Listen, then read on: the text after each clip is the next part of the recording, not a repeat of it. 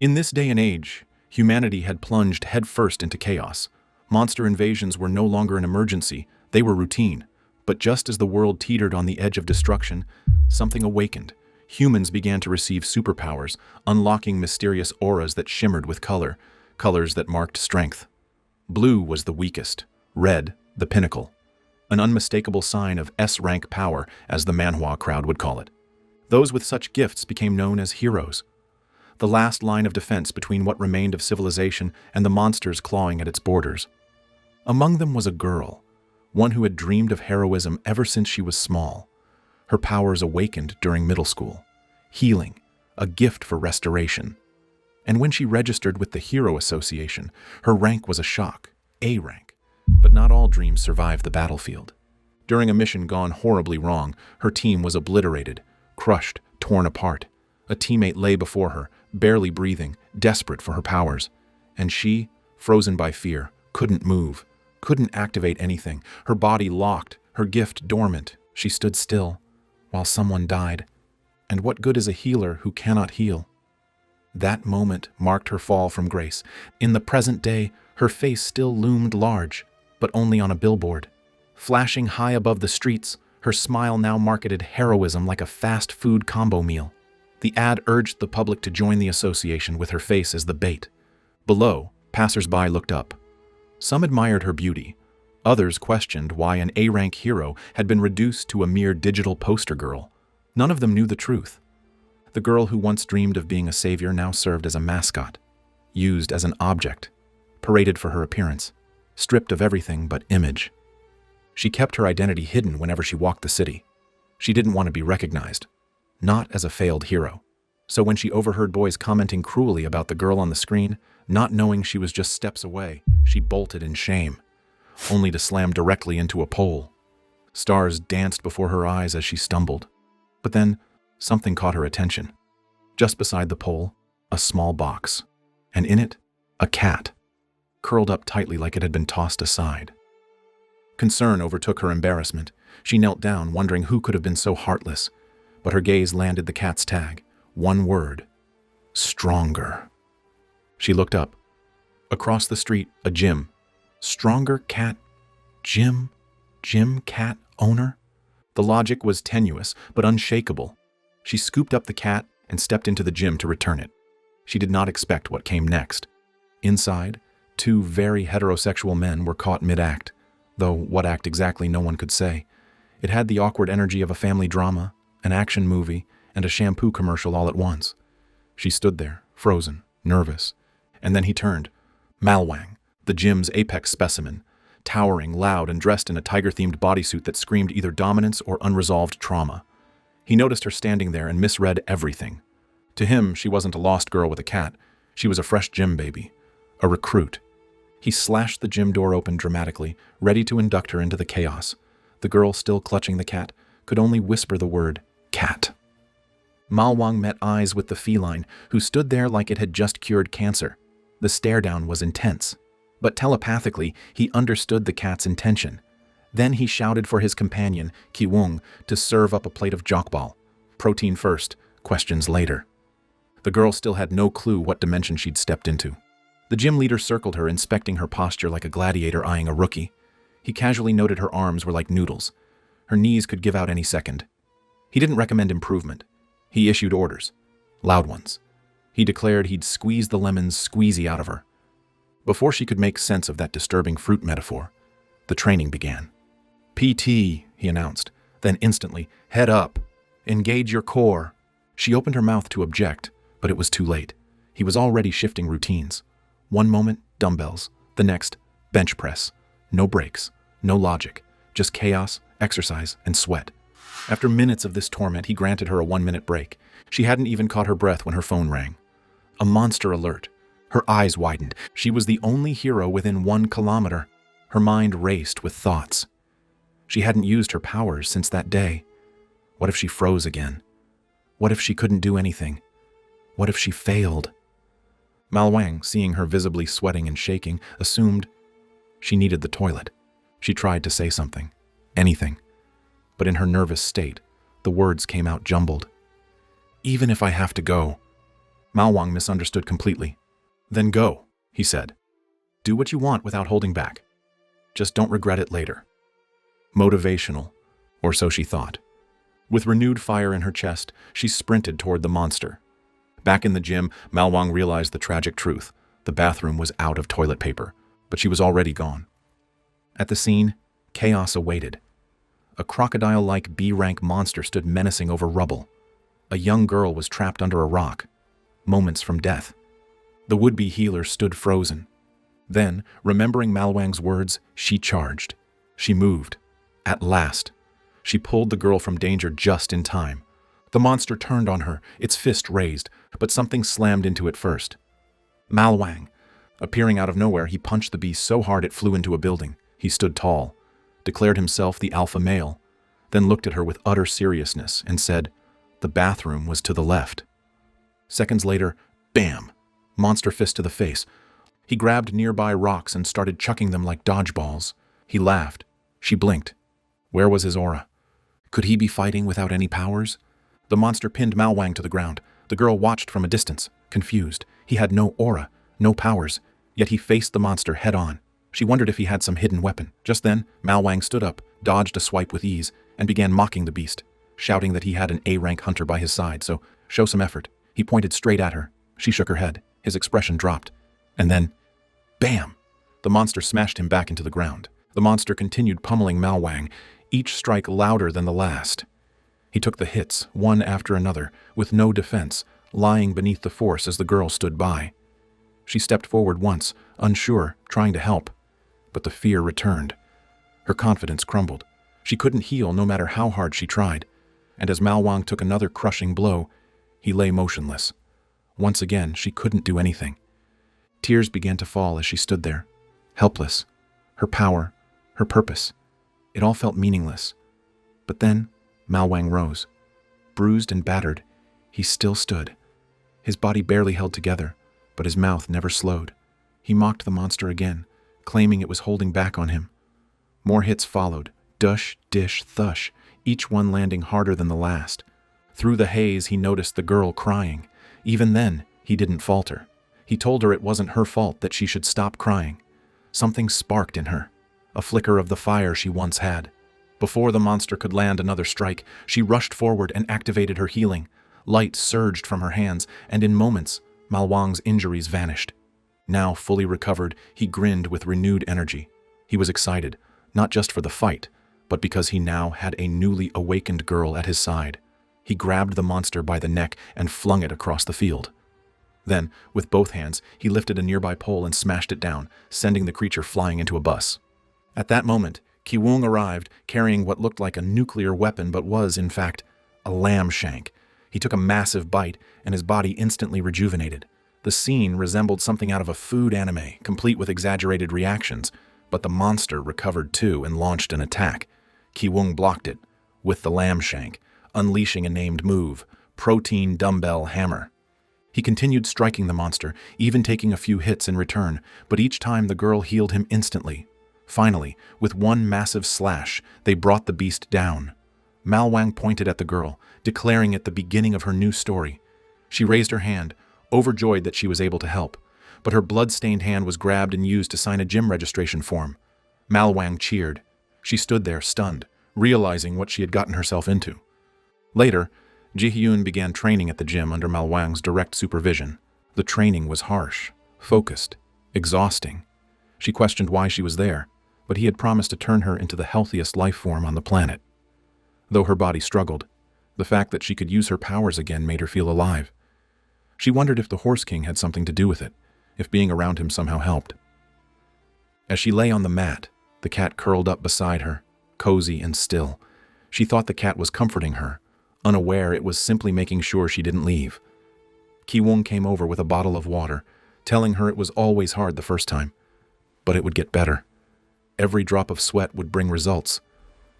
She noticed something fall from his pocket. When she told him, he explained it was supposed to be a secret, a movie script. She asked to see it. It was a role about a minor villain.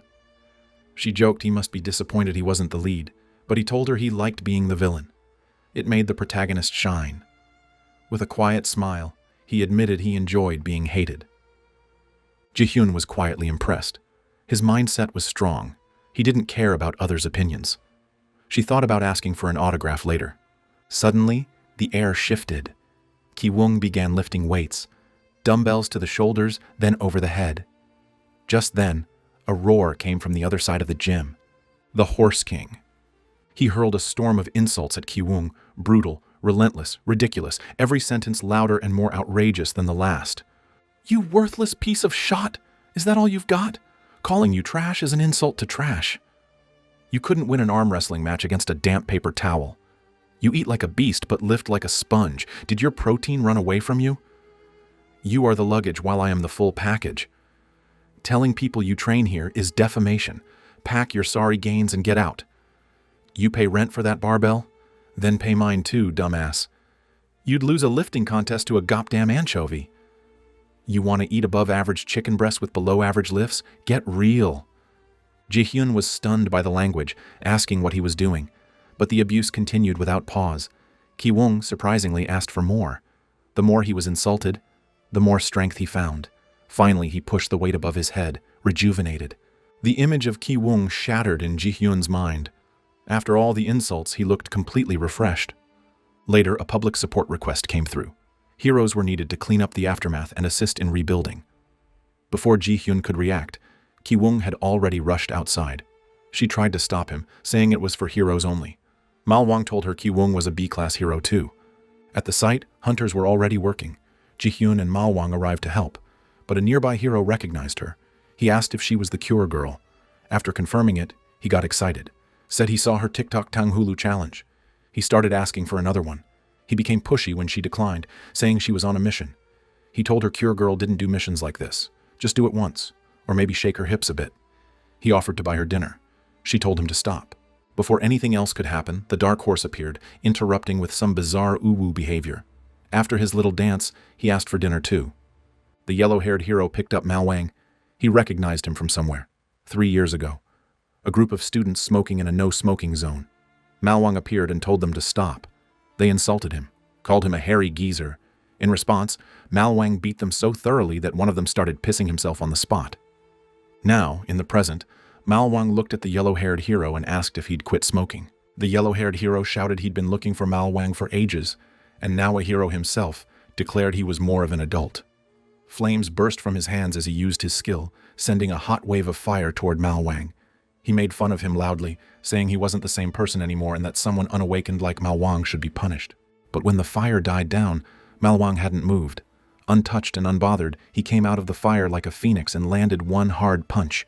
Every tooth in the hero's mouth went flying. Malwang stood tall, his loud voice scolding him for thinking that someone who trained for years, making his body strong with hard work, could be hurt by a kid with powers he didn't earn. He yelled at the young hero for not having common sense and told him he should go back to elementary school. Ji-hyun watched it all and calmly thought it was honestly normal for people to get burned like this. Then a soft, musical voice called out, a familiar presence that immediately made Malwang flinch and stop moving as the words came closer, asking if it was their fun gym oppa. Malwang's eyes widened, and a shiver went down his spine. Another hero appeared, Heart King. With a teasing tone, she gave Ji-hyun a quick hello before rushing past her. She wrapped herself around Malwang, holding on tight. Her hands touched his chest and stomach as she squealed, saying how soft and exciting his body felt with every touch. Ji-hyun stood frozen, totally misunderstanding what was happening. Malwang, on the other hand, was not happy. He turned and ran, but Heart King chased right after him, her laughter and a mess following them. Malwang yelled back for her to go away. She answered, promising to make him feel good like last time. Ji-hyun's eyes twitched. Her brain felt scrambled. Behind her, the yellow-haired hero began to move again. Ji-hyun turned and warned him not to move, but before she could finish, he jumped at her, shouting that now he knew where the gym was, he'd burn it all down. Ji-hyun didn't back down. She told him she couldn't let him do that. She said he started this and should be ashamed for using sneaky tricks because he wasn't good enough. He screamed back, asking who she thought she was. She calmly told him the law, Article 23, Paragraph 6. Someone with powers must never hurt someone without powers. What he had done was like trying to kill someone. And if he caused more trouble, she'd stop him herself, as a hero. He lost it. He screamed that all she had was a pretty face, and asked what she could even do. He jumped at her again. But before he could get to Ji-hyun, something sticky shot out from the dark. It wrapped around his arms and legs and stopped him in the middle of his attack. He struggled but couldn't move. Ji-hyun turned. She saw an A-rank monster, ugly and twitching. Its body moved in a strange way. It spoke slowly, asking for Tanghulo. The monster's eyes twitched as it showed it wanted this thing. Then it jumped at Ji-hyun with all its might. She tried to get ready, but a strong shield appeared around her. The hit bounced off and didn't even scratch her. A girl stood nearby, clearly a hero, her hand up, in control. Quickly she used her powers again and trapped the monster in a glowing cage made of energy. Ji-hyun knew her right away. She stepped forward, hardly believing it, and asked if she was really the S-rank hero, Yura. The monster growled and changed its shape, making its arms and legs thin like strings, and slipped through the cage bars. Right away, Yura made a huge hammer out of pure energy and slammed it down on the monster's head. It broke into pieces. Yura turned to Ji-hyun and squinted. She said Ji-hyun looked familiar. Ji-hyun, surprised, said they had met at the Hero Association, that she was Cure Girl. Yura paused. Then her face lit up like she remembered. She called Cure Girl that clown from back then. Ji-hyun's confidence dropped a lot. Meanwhile, Yura looked around. Her eyes found Mal Wang, who was now giving Heart King a piggyback ride like at a fun park. Without waiting, she blasted Heart King into the sky and turned to Mal Wang, shouting that he couldn't do anything without her. Mal Wang didn't answer. His eyes looked empty. His body shook. He was in trauma mode.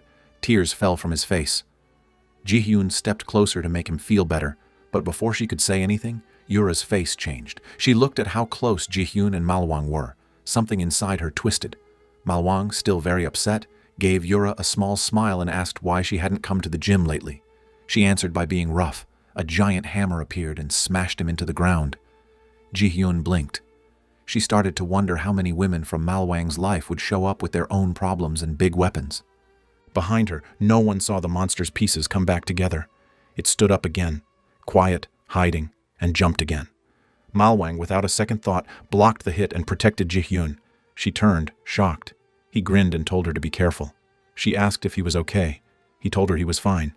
But Yura didn't like how they sounded. She stared hard at Ji-hyun and thought Ji-hyun was trying to act cute. So Yura acted even cuter. She dramatically tripped over nothing and said she got an ouchie. Mal Wang was already running, away from the monster. Yura was now really annoyed, so she stopped pretending. She used her power to stop the monster where it stood. Then she made a full suit of energy armor around Mal Wang, turned it into a cannon, and shot him like a rocket into the monster's chest. The hit was perfect. The monster broke into pieces when Mal Wang hit it. Touchdown. Ji-hyun's eyes widened.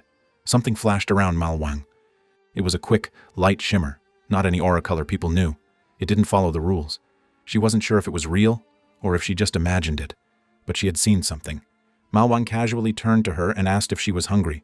Ji-hyun was once again left standing in silence, caught in the weight of her thoughts, feeling useless all over again. The group walked toward a nearby restaurant. Like any gym group, they ordered only food with lots of protein. Nothing but meat, eggs, and pig feet. Yura complained, saying they ordered the same thing every time. Mal Wang said it was good for the body and told her to eat.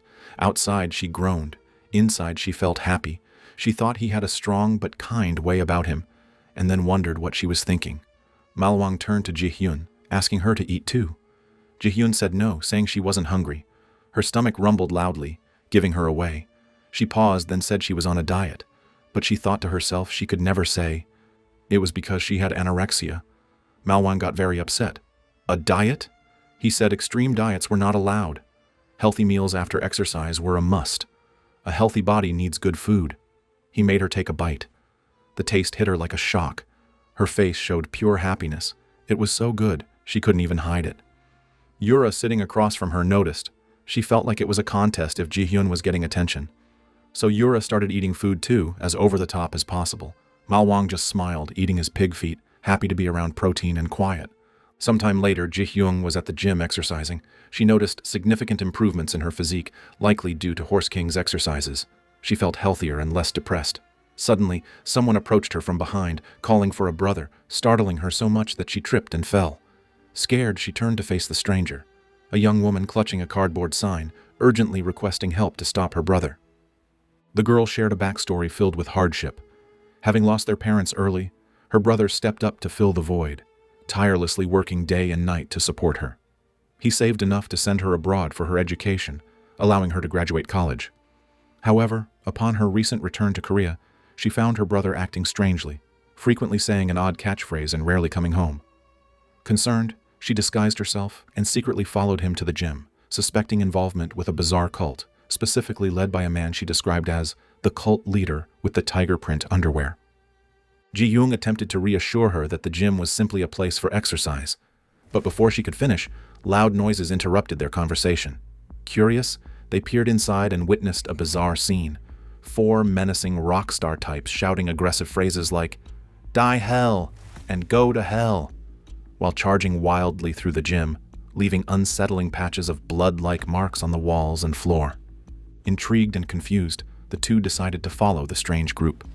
The girl was unsure due to the makeup, but she believed her brother was among them. As they tracked the rockers, they observed the group surround an elderly woman carrying groceries. Ji-hyung was about to intervene, fearing an attack, but was stunned to see the men helping the granny cross the intersection, shouting seemingly hostile phrases the entire time.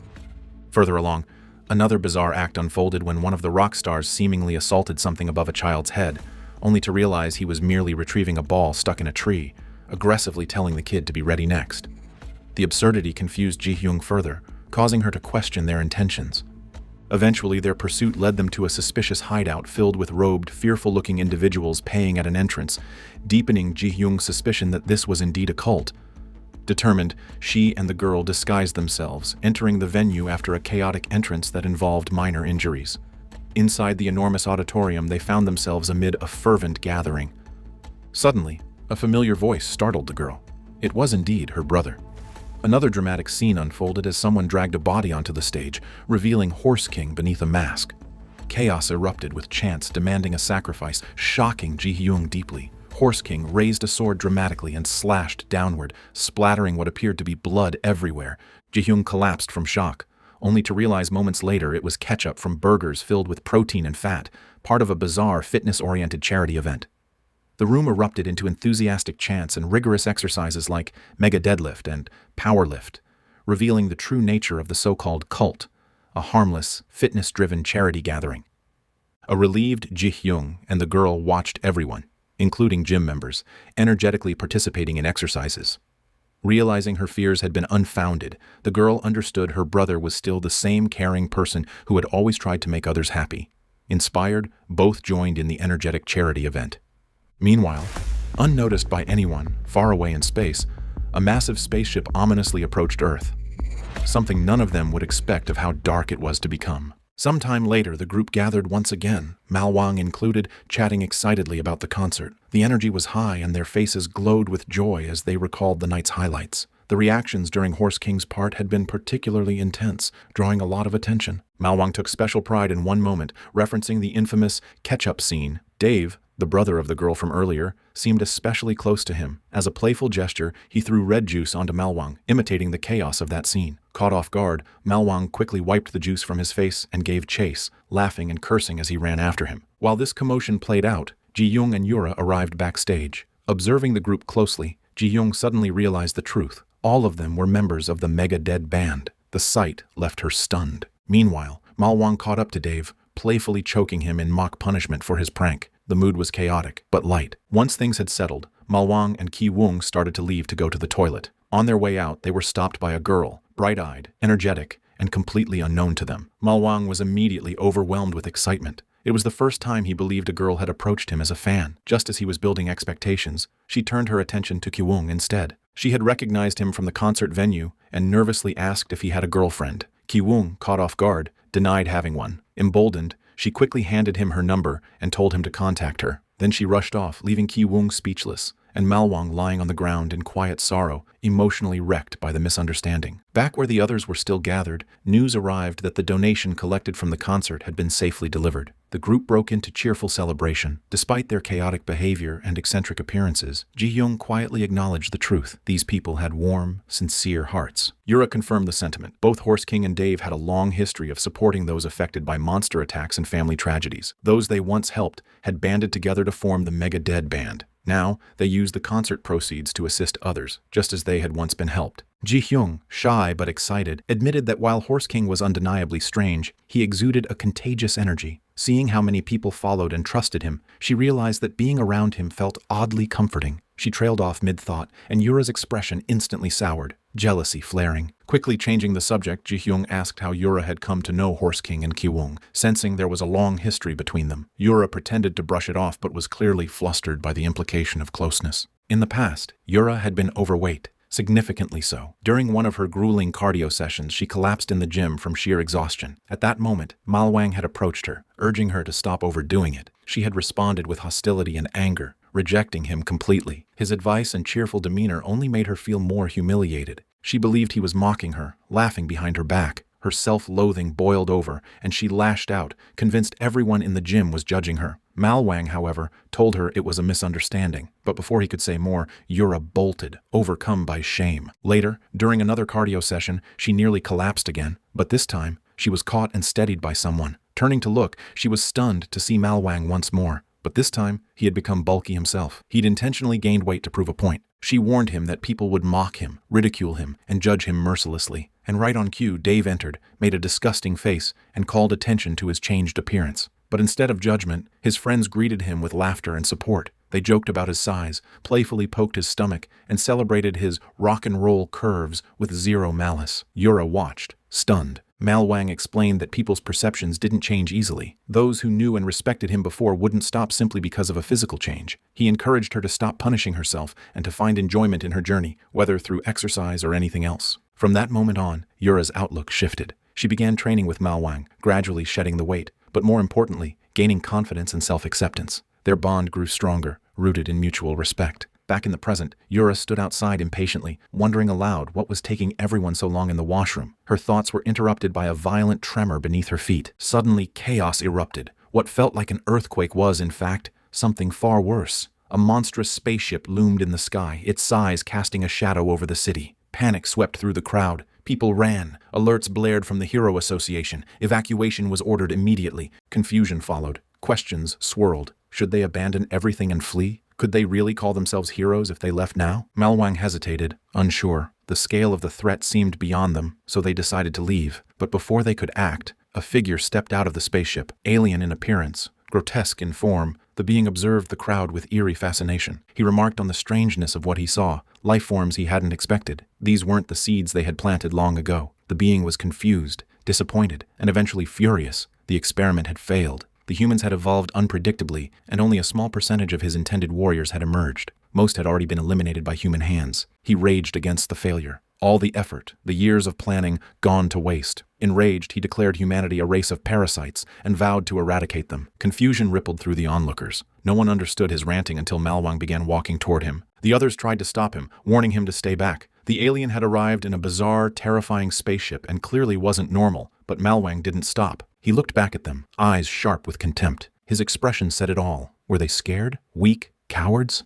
The unspoken challenge cut deep, like he was calling them out for being afraid to act. Malwang turned back and walked straight toward the alien. Then, without warning, he struck. The alien was launched into the air from the sheer force of Malwang's blow. The monster screamed in rage, preparing to retaliate, but one of the Mega Dead band members hit it with a dumbbell. The rest followed, attacking from all sides, fast and furious. Just as Dave was about to land the finishing blow, Malwang stepped in, claiming it for himself. But before he could strike, the monster unleashed a counterattack. Malwang barely dodged, then he looked down and froze. His calf had turned to stone. He turned around. Civilians nearby were also petrified, but what shattered him was the sight of Dave, frozen mid-attack, already turning to dust. Dave was gone. For the longest time, Malwang had only ever been seen smiling, wild, carefree, almost untouchable. But now, his expression was something no one had seen before. It was unsettling, a mixture of sadness and something darker. A sister had just lost her brother. Friends stood frozen, grieving over someone they'd fought beside. But the chaos hadn't ended. The monster grew irritated, reacting to the noise around him. As the tension rose,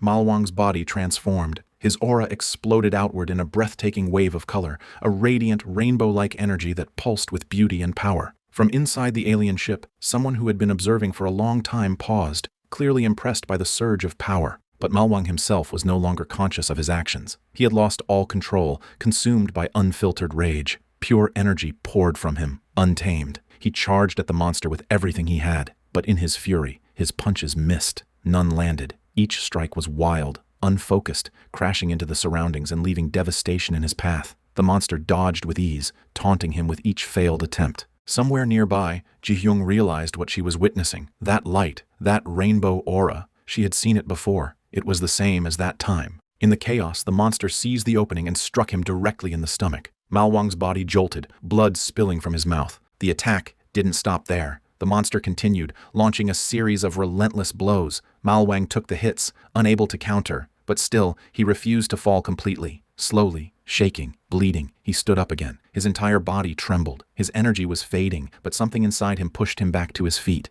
As the monster prepared another attack, Ji-hyung shouted out, trying to stop him. Malwang wasn't himself anymore, and if someone didn't intervene, he was going to die. A sudden blast of energy hit Malwang, knocking him out of the monster's path. It came from Yura. She stepped forward, taking a position between the others and the enemy. She told the others to run. She would handle this alone. She reminded them that she was still in S rank, even with only one opponent. She wasn't going down so easily. Suddenly, a mechanical sound echoed from the ship above. A massive number of monsters, hundreds, maybe thousands, were teleported to the ground in an instant. The alien commander gave one final look back and left, saying his business was done here. He had other places to visit. His parting command to the monsters was simple: eliminate everyone. Then the ship vanished. Ji-hyung turned and saw what looked like an endless wave of creatures storming toward them. Yura jumped into action, trying to contain the threat. Her barrier flared around her as she pushed back a small group, but the numbers were too many. She shouted, frustrated, telling the others to move and not slow her down. Her barrier cracked, then shattered. A large monster broke through. Just as it was about to strike,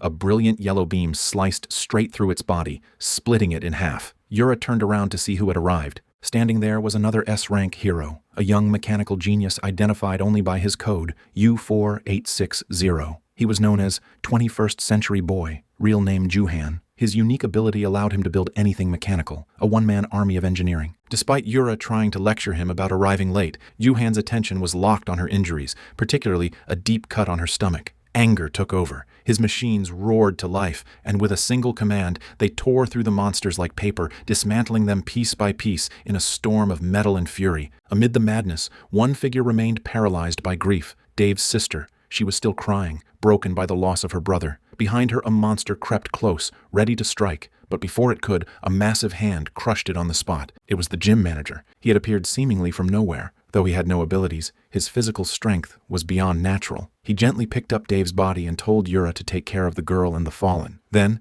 without another word, he charged into the fray, unleashing fury with every punch. The remaining members of the band, still in tears, began to fight too. Grief turned into rage, and rage turned into resolve. Their attacks became desperate, but effective. Ji-hyung, wiping her eyes, stepped in to assist. Even through the pain and tears, she couldn't stand still. Together, they fought. Despite the overwhelming odds, the sheer number of monsters, and the exhaustion across the team, their unity held strong. Blow by blow, monster after monster fell, and somehow, after what felt like an endless night of blood and fire, they won. The battlefield was quiet once more. The monsters were gone. The survivors were barely standing, bruised, wounded, but alive. Juhan, now catching his breath, walked over to Yura with a familiar smirk. He pointed to her injury, suggesting that maybe it needed a kiss. Yura, irritated, shoved him aside, promising Ji-hyung that Juhan wasn't her boyfriend. Still playful, Juhan joked again, but then stopped. He looked around. Something was off. Horse King was gone. Everyone turned to look, but he was nowhere to be found. Because Horse King, Malwang, was far away, alone. He floated in the still waters of a distant lake, unconscious, covered in injuries. Blood surrounded him like ink. His aura had faded. His body was silent. Earth was under attack. Hundreds of alien ships had appeared in the sky, unleashing destruction across every continent. Buildings collapsed. Fires spread, and monsters filled the streets, killing civilians on sight. It was global annihilation. And yet, as cities fell and humanity screamed for help, the Hero Association executives sat safely in a virtual conference call, far away from the front lines. They discussed the disaster like it was routine. One confirmed that simultaneous monster invasions were underway worldwide, and at this rate, humanity wouldn't last a month. But another dismissed the word invasion altogether, calling it a cleanup operation. It wasn't a war, it was extermination. They speculated that this harvest had been moved ahead of schedule, but saw no evidence of an information leak. The monsters weren't acting with purpose. They were just destroying everything in their path. However, one thing troubled them. This wave was being led by a general. That meant coordination, strategy. If left unchecked, Earth would be wiped out completely. The discussion shifted to internal matters. They referenced two coded subjects, U-1608 and U-1508, referring to them as samples. One was hatching, the other being watched by someone named Black. These weren't monsters. They were projects, likely top secret. And if the mysterious group known as the Union found out about them, their alliance would collapse instantly. Despite the apocalyptic situation, the meeting ended on a disturbing note of apathy. One of the leaders suggested ordering food, forgetting that no restaurants were even open anymore. While the Hero Association hid behind screens, the remaining heroes were underground, cloaking themselves with stealth tech as monsters searched nearby. Yura was furious. The city was in ruins, yet the Hero Association wasn't even responding. That's why she had quit, and moments like this reminded her exactly why. Ji-young quietly added that there hadn't been any alerts either, suggesting something bigger might be wrong. But even as chaos loomed outside, all she could do now was heal the injured. Ki-woong reminded her that thanks to her, most of them were still alive. But then he turned his eyes to the small cat that used to hang around Malwang. It wasn't recovering, not even a little, no matter how much healing energy he poured into it. Yuhan entered, annoyed as always, blaming the situation on Malwang and calling him a horse-headed idiot. He explained that the creature wasn't an ordinary pet. It was a cryptid, a rare being that shared a deep, emotional bond with its owner. Cryptids absorbed everything from their partner: pain, memories, even mental wounds. If the cryptid wasn't recovering, then Malwang wasn't either, emotionally or physically. The group went quiet. To many, Dave had been just another strong ally. But to Malwang, Dave was much more than that. He was a mentor, a guide, maybe even a savior. Back when Malwang was just a scrawny, awkward nobody, he'd fallen in love with a girl who publicly humiliated him. She called him disgusting, told him never to show his face again. Her rejection broke him. In despair, he swore to never love again. That's when he saw Dave, a muscular, handsome man surrounded by beautiful girls. To Malwang, Dave looked like a literal god. Desperate for change, Malwang begged him to teach him how to love. Dave, seeing the hopelessness in his eyes, excused himself from his date and told Malwang he'd help. He dragged him to a gym and declared that love started with a well-built body. Muscles, posture, confidence. That was the secret to attracting others. Malwang took it to heart. For years, he trained under Dave's guidance. He built muscle, followed every bizarre alpha lesson Dave gave him, and even wore a ridiculous custom suit Dave designed. Finally, Dave said the transformation was complete. Malwang was ready. But when Malwang approached a woman, hiding his face behind a ridiculous mask and speaking like a cartoon villain, she was immediately creeped out. He returned to Dave, humiliated once again. Dave, however, was puzzled. Normally, it was easy for him to pick up chicks, and he had done the same routine as Malwang, whether it was the face mask or the builder body. But Dave had actually forgotten to mention one crucial detail. He was already handsome. When he took his makeup off, a beautiful piece of man emerged. That's when Malwang realized this bastard had been training him and even put a stupid mask on his face.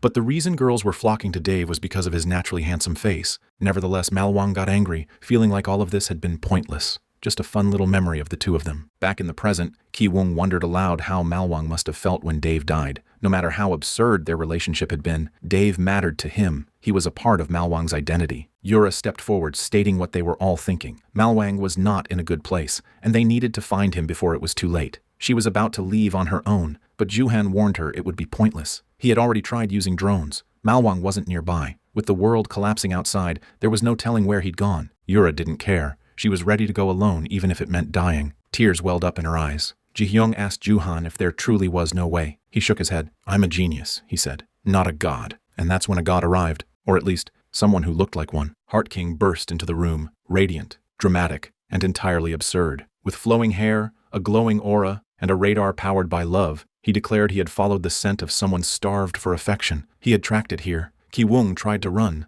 but Heart King found him immediately and buried him in unwanted affection, kissing him all over as he cried for help. Ji-hyung interrupted, telling Heart King they needed him, not for romance, but for his radar. He could track people through emotional energy. Heart King agreed, but only after being allowed to feast a little longer. With urgency in her voice, Ji-hyung piggybacked Heart King and demanded they start searching for Malwang immediately. They launched into the forest. Monsters swarmed them on the way, but Heart King effortlessly destroyed them while complaining about being grabbed too hard. Still, his radar kept pinging. The signal was weak, but it was there, somewhere, far away, injured, broken, and drowning in guilt. Malwang still lived, and they were getting closer. In the meantime, Malwang lay unconscious, motionless and pale, but deep inside his mind, Something was stirring. A voice pierced through the darkness, echoing with sarcasm and mockery. He opened his eyes to find himself standing in the middle of a lake of blood. The water rippled beneath his feet, thick and warm. The air felt warped. Colors bled into each other. The sky swirled unnaturally. It felt like he had woken up inside an episode of an anime directed by someone who had taken way too much LSD. The voice returned, taunting him. It laughed and called him a fake superhero, accusing him of putting on a show. He looked down in confusion, still trying to process the scene, muttering something about blood and wondering if he'd passed out inside a horror movie. Then, without warning, a shadowy figure emerged from the lake. It looked exactly like him, only darker, meaner, twisted, a reflection of every insult he'd tried to forget. The shadow called him a pompous scammer before Malwang instinctively punched it in the face. The shadow stumbled back, groaning and complaining like a drunk clone who got hit too hard. Malwang had no idea what was going on, but it was about to get worse. The blood around him shifted, and suddenly, Malwang was looking at his younger self. He was thinner, visibly bruised, and surrounded by a group of bullies. They yelled at him, pushed him around, mocked him for being weak, and demanded food. He stammered that the teacher had called him to the office, but they didn't care. Watching it from the outside, the real Malwang was stunned. This was him, the pathetic version he tried to forget. The voice confirmed it with gleeful sarcasm, like a game show host celebrating his misery. Then it transformed into a younger version of himself, scrawny, broken, eyes full of resentment. It shouted that Malwang had no right to play the hero, that he had gone from punching bag to poser. It called him a fraud, a wannabe protagonist, hiding behind muscles and catchphrases. As if that wasn't enough, the voice morphed again. This time it took on Dave's form, but not the warm, energetic Dave he once knew. This version sneered with venom, blaming Malwang for everything, for Blue's death, for pretending to be something he wasn't, for trying to be the main character in a story he didn't belong in. It screamed that Malwang wasn't even villain material, just an embarrassing half-villain with no depth. Overwhelmed, Malwang shut his eyes, but when he opened them again, he was somewhere even worse. A subway train from hell. The interior was madness. Jesus was fist-fighting Roman soldiers near the emergency exit. Akira from Line 1 stood in a corner like this was his sequel arc. Then came Yura, or a version of her, floating like a bat. She called him a powerless villain, told him to sit down. He blinked in confusion, unsure if she was serious or if this was some twisted metaphor. Then more madness followed. Voices from around the train murmured insults. Kiwoong sat nearby, reading a novel aloud. In it, a story played out. Dave dying, Malwang being blamed, and the world deciding he was no longer a hero, but an outcast. Not even a proper villain. Just trash. Kiwoong looked up and called him exactly that. Malwang was in shock. He didn't understand what was real and what was part of this trip from hell. Then the train lights dimmed, and a man with a conductor's baton slammed it against the wall, demanding silence. The rest of the passengers, people he knew, joined in. The band members, Dave's sister, even the gym manager. They called him a scammer, a pervert. They said everything was his fault. He backed away, breaking down, repeating over and over that it was a misunderstanding, that he wasn't a freak, that it wasn't what they thought. But his younger self appeared again. The high school version told him he was lying to himself, that everything that happened was on him, that he, Horse King, was the reason it all went wrong. Meanwhile, in the real world, Ji-hyung had found Malwang's body. He was still breathing, but completely unresponsive. She tried shaking him awake, calling his name. Nothing worked. Heart King hovered nearby, visibly alarmed. He declared that Malwang wasn't just unconscious, he was under something deeper. A curse, a sleep spell, something that couldn't be fixed with medicine. He even suggested, with complete sincerity, that this was one of those fairy tale scenarios where the only way to wake the prince was with a kiss. Before he could finish that thought, Ji-hyung slapped him hard enough to send him flying. She turned her focus back to Malwang, activating her healing powers with trembling hands. She refused to give up. She would save him, but fate didn't wait. In the hideout, monsters were closing in fast. Before Yura could activate any defenses, a massive strike hit the building. The structure collapsed in an instant. Everyone inside was injured, dazed, broken. Kiwoong stood back up, shaking, blood dripping from his mouth. Two monsters appeared and were about to punch him into oblivion. The gym manager intercepted, but he was overwhelmed. One of the monsters turned again to finish Kiwoong, but Juhan activated his powers to pick him up and fly off along with Yura, but a monster hit him and he went flying. Yura fell to the floor. A monster raised its foot to crush her, but Kiwoong moved faster. He shielded her with his own body. He closed his eyes. He had always dreamed of dying in a cool way, like the side characters in stories who made the main hero shine, and in that moment, as the monster's shadow loomed over him, he smiled. Maybe this was it. A good death, a good life, goodbye. But just before the final blow landed, a blur of light streaked down from above. A figure landed, helmeted, glowing, glorious. It was a Power Ranger. Yes, a Power Ranger. Because even as death loomed and pain filled every corner of the battlefield, this manhwa still refused to take itself seriously, and thank God for that. Okay, jokes aside, it really was an A-rank hero who dropped in Red Mask, a showboating savior whose quirk, hero's strength, lets him copy any finishing move from the cheesiest action movies ever filmed. The first thing he did was nothing. Ki-woong, bleeding yet stubborn, scooped up the still unconscious Yura and sprinted for cover, shouting at the hero to start punching. Red Mask murmured that the timing wasn't right, and Ki-woong was rewarded with another pulverizing fist for his impatience. Meanwhile, it was starting to look like a full-blown film production. Camera operators, positioned for optimal angles, captured every humiliating detail of the manager's beating. A drone hovered overhead, its countdown signaling the start of a scene, while Red Mask, blissfully unconcerned with the monsters, received massages and fluid treatments. The villains who look more like clowns continued their assault on the heroes, while Juhan dragged the still unconscious Yura away, a monster hot on their heels. The cameraman, ever the opportunist, zoomed in on Ki-woong's bleeding and battered form, eager to capture his desperate side for the eager viewers. Rewind a bit, and Red Mask's history as an actor came into sharp focus. Fresh off a movie set, he was receiving his post-shoot touch-ups when the director lauded his improving acting skills. Red Mask, with a smug nod, then acknowledged Ki-woong, who was quite literally bleeding for his art. "Your expression was great. It really gave me the chills for the first time in a while," Red Mask exclaimed,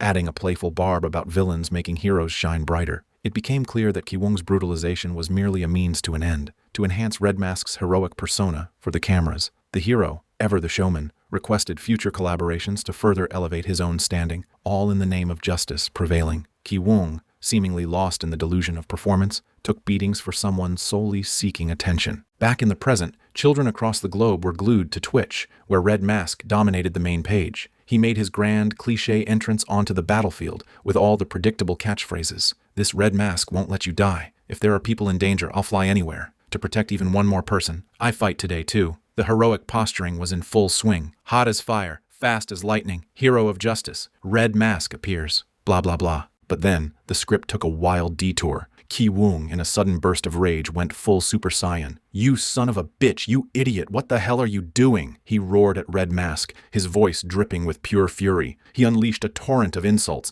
accusing Red Mask of self-indulgence and demanding he wake up. For a moment, it seemed Malwang had possessed him, as Ki-woong cackled maniacally. "Yeah, let's die! Let's die! Ha ha ha ha!" A bewildered cameraman, still streaming live, tried to tell him to move as he was in the shoot, only for Ki-woong to point out his open fly. As the cameraman looked down, bam! A swift knee to the face. The camera crew was aghast, questioning if this good citizen had gone rogue. Ki-woong, now laughing maniacally, declared, "You're kidding. Now, kneel. The real villain has appeared here." Even the two clown-like monsters cowered in fear, recognizing a legendary figure with no blood or tears. The drone operator, in a desperate attempt to salvage the broadcast, suggested reorganizing, but Red Mask, ever the opportunist, saw a perfect opportunity. He waxed poetic about a villain more demonic than a monster, acknowledging Ki-woong as someone he knew, a guy really good at one thing, getting hit. He continued his dramatic pronouncements, setting the stage for what he deemed a good scene. Ki-woong, embracing his new role, confessed,